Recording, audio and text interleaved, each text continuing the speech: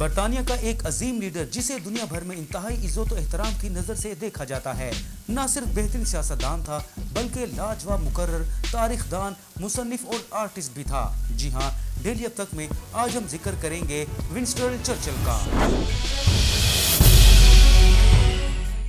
Churchill برطانیہ کی تاریخ کے وہ واحد وزیر اعظم تھے جنہیں ادب کا نوبل انعام دیا گیا۔ وہ واحد برطانوی شہری تھے جنہیں ان کی جنگ عظیم کے دوران عظیم خدمات سر انجام دینے پر امریکہ کی اعزازی شہریت سے نوازا گیا۔ چرچل کا پورا نام سر ونسٹن لیونارڈ اسپنسر چرچل تھا، لیکن اگر صرف چرچل بھی کہا جائے تو دنیا بھر میں تاریخ سے واقف لوگ فوراً انہیں پہچان لیتے ہیں۔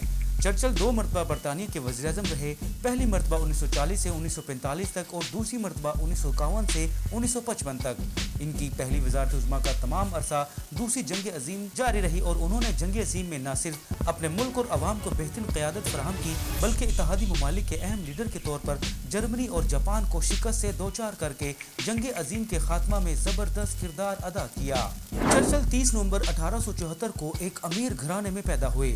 ان کے والد لارڈ ریڈولف برطانیہ کے وزیر خزانہ رہ چکے تھے، جبکہ ان کی والدہ جینی جیروم ایک مصروف سماجی شخصیت تھی۔ چرچل اپنی جوانی میں برطانوی فوج میں بھرتی ہو گئے اور ایک آرمی آفیسر کے طور پر انہوں نے انڈیا اور سوڈان میں بھی خدمات سر انجام دی۔ انہوں نے اس دوران اپنے مشاہدات پر مشتمل رپورٹس اور کتابیں لکھ کر ایک مصنف کی حیثیت سے بھی شہرت حاصل کی۔ پہلی جنگ عظیم کے دوران انہوں نے مختلف اہم عہدوں پر بھی خدمات سر انجام دی، جن میں ہوم سیکرٹری کا عہدہ بھی شامل تھا۔ جنگ کے دوران وہ برطانوی نیوی کے امور کے انچارج بھی رہے، مگر ان کے بعد متنازع فیصلوں کے باعث انہیں حکومت سے الگ کر دیا گیا۔ پہلی جنگ عظیم کے اختتام کے بعد چرچل نے 1924 سے 1929 تک حکومت میں وزارت خزانہ کے چانسلر کے طور پر خدمات سر انجام دی۔ چرچل جرمنی کے حکمران ہٹلر کی جارحیت پسندی کے خلاف تھے اور انہوں نے 1930 کے بعد مسلسل جرمنی کے جنگی جنون کے بارے میں برطانوی عوام اور حکومت کو آگاہ کرنے کے لیے زبردست مہم چلائی۔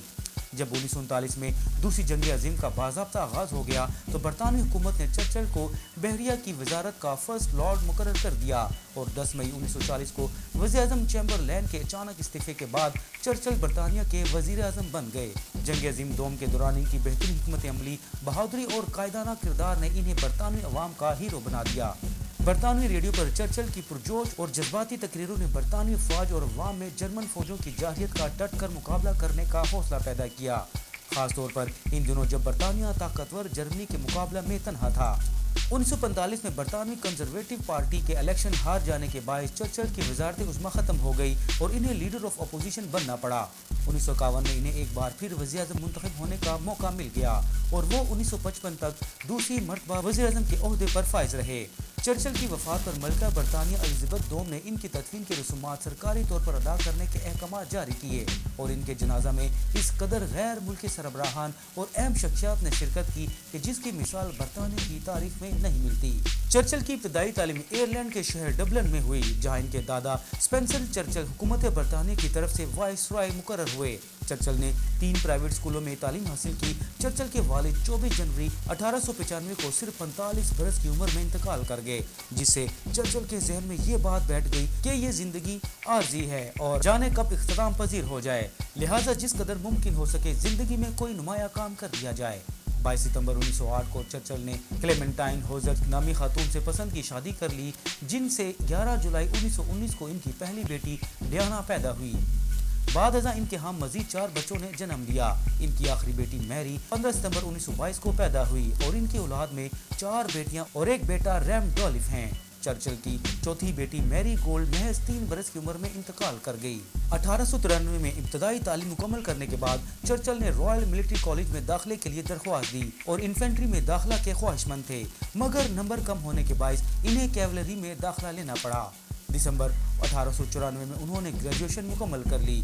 20 فروری 1895 کو انہیں سیکنڈ لیفٹیننٹ کی حیثیت سے خصوصی کمیشن مل گیا۔ بطور سیکنڈ لیفٹیننٹ ان کی کل تنخواہ 300 پاؤنڈ سالانہ تھی، جس سے انہیں اپنے اخراجات پورے کرنے میں بڑی دقت پیش آتی تھی اور ان کی والدہ انہیں اپنی طرف سے سالانہ 400 پاؤنڈ بھیجتی تھی تاکہ وہ بطور آفیسر روزمرہ زندگی کے معاملات بہتر طریقے سے چلا سکیں۔ 1895 میں چرچل کیوبا چلے گئے، جہاں انہوں نے اسپین کے خلاف کیوبن گوریلوں کی لڑائی کا بغور جائزہ لیا۔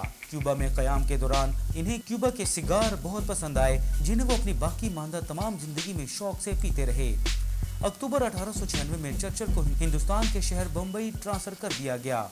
हिंदुस्तान में सर्विस के दौरान चर्चिल ने हिंदुस्तान के शुमाल मगरबी सरहद पर बरतानवी कमांडर जनरल जेफरी की क़यादत में पठानों के खिलाफ जंग में हिस्सा लिया। दिसंबर 1900 में चर्चिल की एक किताब मालाकन का मुहासरा के उन्वान से शाया हुई।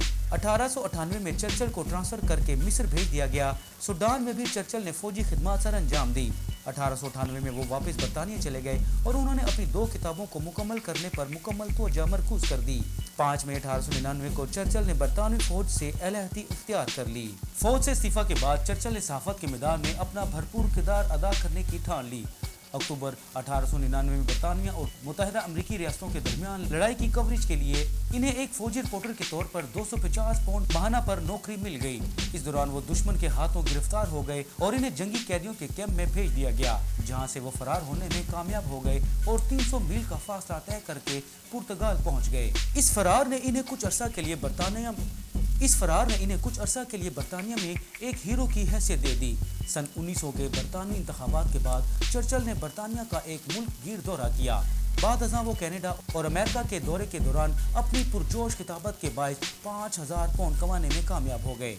बरतानिया की रेगुलर आर्मी से इस्तीफा के बाद 1902 में वो फौज के शाही दस्ता में शामिल हो गए, जहां इन्हें कैप्टन की हैसियत में कमीशन मिला। 1905 में इन्हें मेजर के ओहदे पर तरक्की दे दी गई। सितंबर 1916 में चर्चिल को अफसरान के टेरिटोरियल रिजर्व में ट्रांसफर कर दिया गया, जहां उन्होंने 1924 में 50 साल की उम्र तक खिदमत सर अंजाम दी। अक्टूबर 1911 को चर्चिल बरतानी वजारत बहरिया के फर्स्ट लॉर्ड मुकर्रर हुए। मई 1915 को उन्होंने फर्स्ट लॉर्ड के ओहदे से इस्तीफा दे दिया।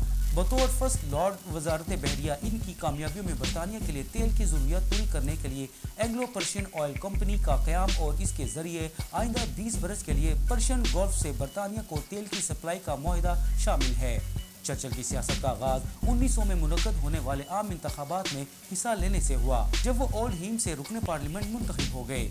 1908 में वो चर्चिल काबीना में बोर्ड ऑफ ट्रेड के सदर बना दिए गए, जिनका ओहदा वजीर के बराबर था। इन दिनों वजीर बन जाने वाले हर रुकने पार्लियामेंट के लिए जरूरी था कि वो अपनी पार्लियामेंट की रुकनीत से मुस्तफा होकर ज़िमनी इंतखाबात में दोबारा हिस्सा ले।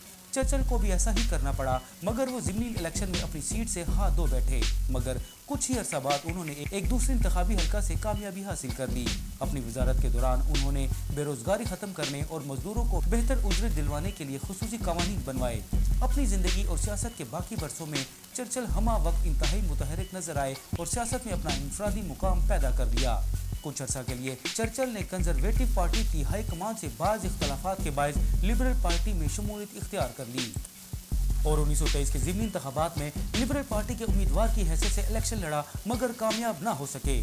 जल्द ही उन्होंने दोबारा कंजर्वेटिव पार्टी ज्वाइन कर ली और 1924 में एक बार फिर रुकने पार्लियामेंट मुंतखब हो गए। 1924 में चर्चिल को वजीर खजाना बना दिया गया। वजीर खजाना की हैसियत में उन्होंने बरतानिया की मईशत को मजबूत तर बनाने और बरतानिया को एक फलाही रियासत बनाने में नहायत अहम किरदार अदा किया। 1929 के आम इंतखाबात में कंजर्वेटिव पार्टी को बदतरीन शिकस्त का सामना करना पड़ा। अगले 2 बरस तक चर्चिल सियासत से तकरीबन किनारा कश रहे। 1931 में रमज़े मैकडोनल्ड की क़यादत में बनने वाली नेशनल गवर्नमेंट में भी चर्चिल को काबीना में शमूलियत की दावत न दी गई। इस तरह वो किसी हद तक सियासी तन्हाई का शिकार हो गए।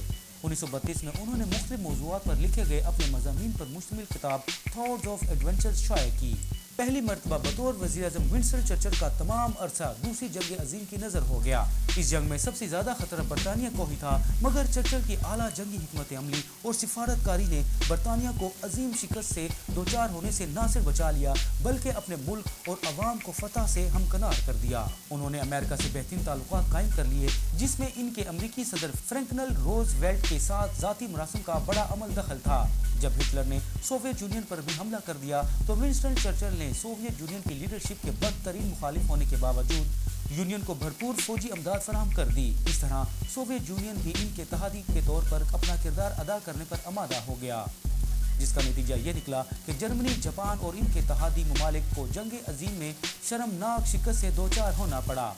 दौरान जंग चर्चिल के किरदार को दुनिया भर के तारीखदान सुनहरी हरूफ से पेश करते हैं। अगरचे बतौर वज़ीर आज़म और कमांडर दूसरी जंग अजीम में चर्चिल का किरदार शानदार था, मगर अवाम की फलाह बहबूद के दीगर कामों पर तवज्जो न देने के बायस 1945 के आम इंतखाबात में चर्चिल को अवाम ने वोट का हकदार न समझा और वो इंतखाबात में शिकस्त खा गए। फिर आइंदा 6 बरस तक बरतानवी पार्लियामेंट में इन्हें बतौर लीडर ऑफ द अपोजिशन अपना किरदार अदा करना पड़ा। 1951 के आम इंतखाबात में चर्चिल की जमात फतह से हमकनार हुई और चर्चिल अक्टूबर 1951 में दूसरी मरतबा वज़ीर आज़म बरतानिया बन गए। वज़ारत उज़्मा की दूसरी टर्म में उन्होंने मुल्क की तरक्की और अवाम की फलाह बहबूद के लिए नहायत अहम इक़दाम किए। 1949 के मौसम गर्मा में चर्चिल फ्रांस के जनूबी इलाका में छुट्टियां गुजारने गए हुए थे कि इन्हें दिल का दौरा पड़ा। जून 1953 में इन्हें अपनी लंदन वाली सरकारी रहायशगाह में दिल का एक और शदीद दौरा पड़ा। इस खबर को अवाम और पार्लियामेंट से खुफिया रखा गया और जाहिर किया गया कि चर्चिल काम की ज्यादती के बायस थकन का शिकार हो गए हैं। चर्चिल की जिंदगी तो बच गई मगर वो सेहत होने के बावजूद इन्हें बोलने में दुश्वारी का सामना करना पड़ा। वो ज़हनी और जिस्मानी तौर पर भी काफ़ी सुस्त हो गए। बिलाखिर 1955 को इन्हें वज़ारत उज़्मा से मुस्तफ़ा होना पड़ा। बादअज़ा इनकी सेहत कभी भी मुकम्मल तौर पर बहाल ना हो सकी। सेहत की खराबी के बावजूद उन्होंने अपने आप को सियासत में मुतहरिक रखने की कोशिश की। 15 जनवरी 1965 को इन्हें दिल का एक शदीद दौरा पड़ा जिसने इन्हें मफलूज करके रख दिया। 24 जनवरी 1965 को 90 बरस की उम्र में चर्चिल अपने खालिक हकीकी से जा मिले। मलिका बरतानिया ने बतौर ख़ास तदफीन की रसूमात में शिरकत की। नाजरीन, ये थी विंस्टन चर्चिल की कहानी। ऐसी ही तारीखी वीडियोस देखने के लिए चैनल को सब्सक्राइब ज़रूर करें, क्योंकि आप तारीख को नहीं जानेंगे तो ख़ुद को कैसे पहचानेंगे।